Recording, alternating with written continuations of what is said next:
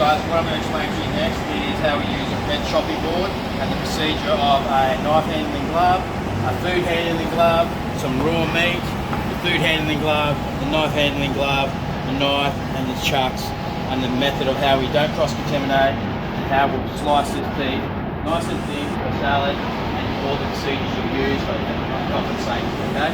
So the first thing you're going to do obviously is you've got your raw meat. So you've got your gloves, food handling glove and a sharp knife. This colour coded chopping board, why have we got this one, guys? From me. Thank you very much. Right, so what I'm going to do here first is I'm going to apply food handling gloves.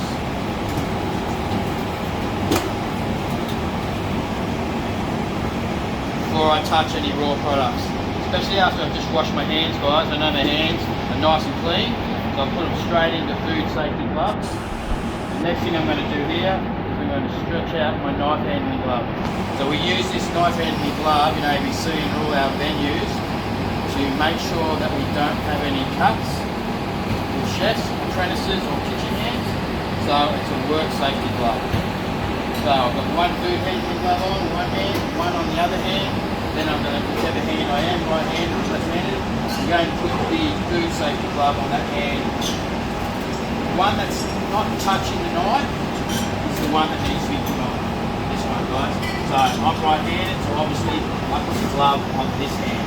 If you're left-handed, swap the glove, you put the glove on the left hand, you can use the knife to on. Yeah, all good?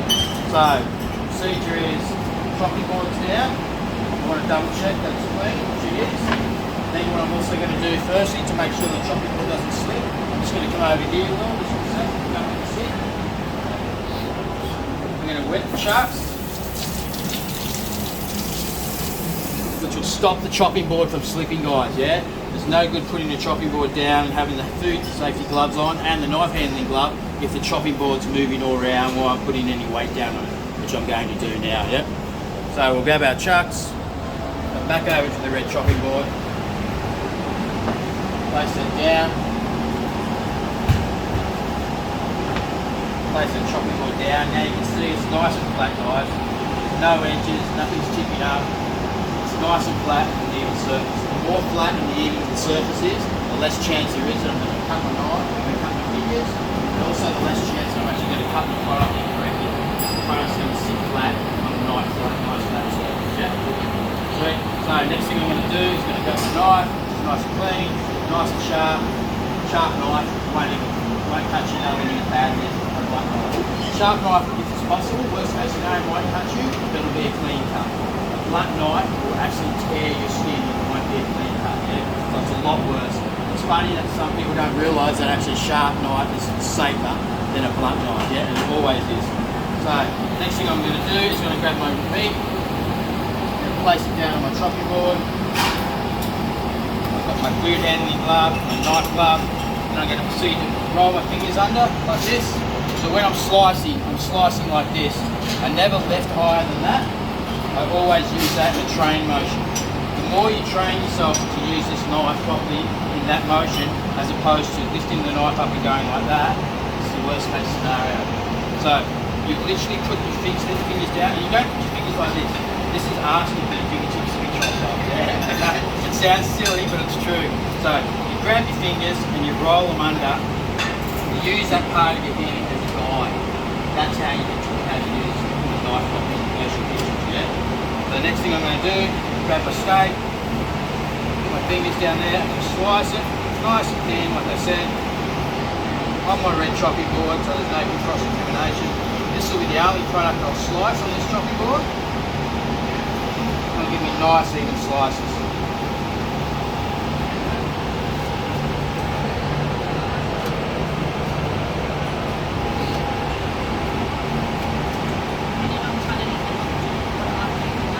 I can, as long as it's raw meat. It's a good question, yeah? It's always, I can chop any sort of raw meat on this after this one, doesn't matter at all. It has to be a raw meat product, hence because of the colour coding that I explained to you guys earlier on, yeah? That way we have no cross-contamination and we've got exactly what we want. As you can see, it's nice and thin strip, exactly what I wanted. What I'll do there now is I'll just show you, it'll show you the cuts And as I said to you before, after all the years of using a knife, you'd want to hope the cuts look pretty similar because I've used it for a long time, yeah? And what we've got there too, guys, is that you've got a nice even flow with the knife, and that's the safest part, yeah? As opposed to chopping roughly or chopping it on an angle. Just a nice even flow with the knife, and then you've got the end result. After that, grab the raw meat, you go down this way. Now I've just diced it with what I need.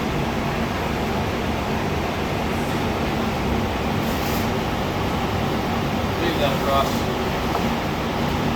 Make sure that I've got enough room on my chopping board too. Don't crowd myself and don't rush too much, and then I feel safe. As I said, fingertips under, running across up and down like that. Gives me the nice even product that I want.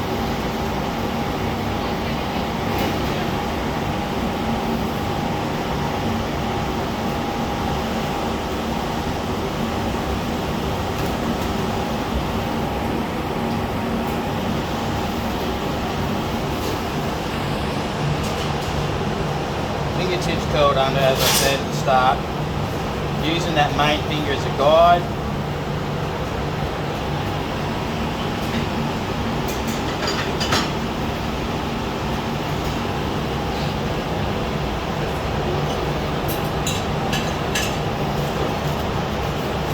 End result, that product that I want. Nice little small cuts, all even, all fresh, all clean. Grab that, back into the bowl. Grab a knife, grab the edge, clean surface, clean done. Food handling glove comes off. Knife handling glove comes off. Food handling gloves.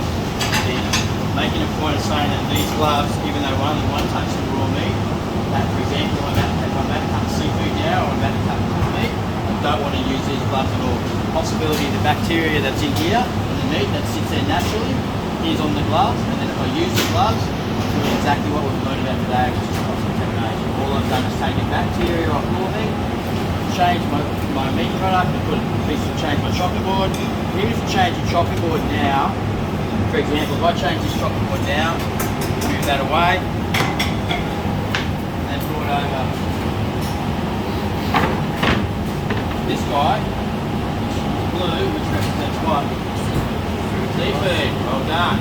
If I use that one now, and I've still got the same glove on that I touched the raw meat with before, and then I go and use this knife, which you can see has still got raw meat on it.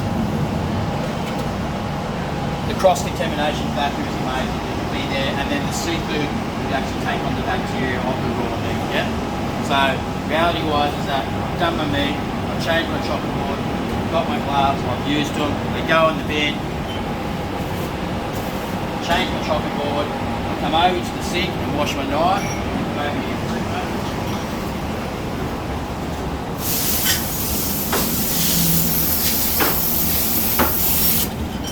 Nice clean, come back over behind. Good, beautiful. Set my knife up again, and then I'm ready to go, yeah? So, any questions about what we've done? So, chopping boards. Chopping boards, I'll literally say that reality-wise is that, excuse me, the four that you see here today, sorry, the 5 that you see here today are all the colours that we use in ABC, and they're all the colours that we definitely use 100%, yeah? The next thing I'll quickly do is I'll show you down the center of the kitchen down here, and I'll explain to you quickly where I say behind and why we say chef and why we say herd. Yeah. So if you just want to come over here for a quick second, guys. Jump down that way, Brian. Film back this way for a second. Yeah. This is a perfect example in here in this environment where it's small, it's tight, there's not a lot of room. Yeah. So when a chef's working on this station here, or he's working on the pans, which is a hot station. There's also an oven here, which is a hot station, and you've also got the deep fryer here, which is another hot station. Yeah. So we generally have 2 or 3 chefs working in here, and as you can see in the small area, there's not a lot of space. Yeah.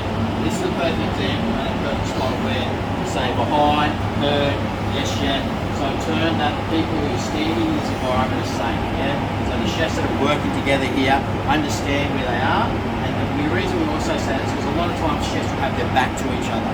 When you've got your back to each other and you've got hot items in your hand, or you're working around hot items, it makes a lot more sense that you actually don't have to see the person, but you hear the person. As I said before, when I say chef, you guys say heard, or also say behind.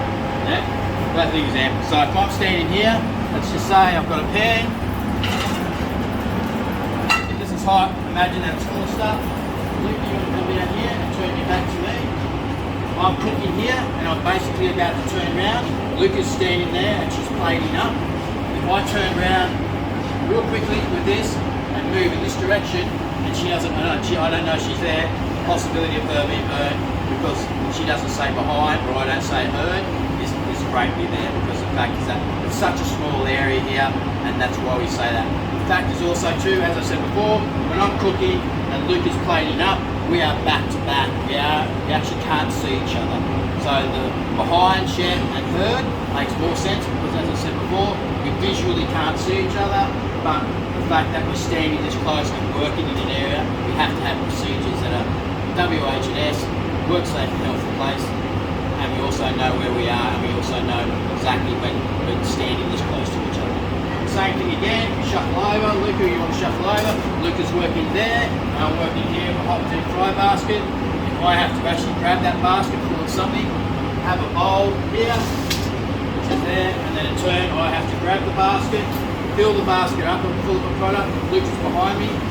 I say behind, she knows, she says heard, she knows I'm reaching for a product. I reach for the bowl, come over, grab my product, put it back there, the basket back down, pass the product to Luca, and then Luca can serve the product. Yep.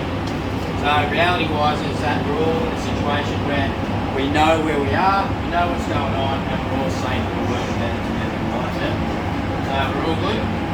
Yeah, right. And I think that's about it, guys. Thank you very much. That's my work on health and safety in place video. Major part of my Train the Trainer. Appreciate it, guys. Thank you very much. Awesome.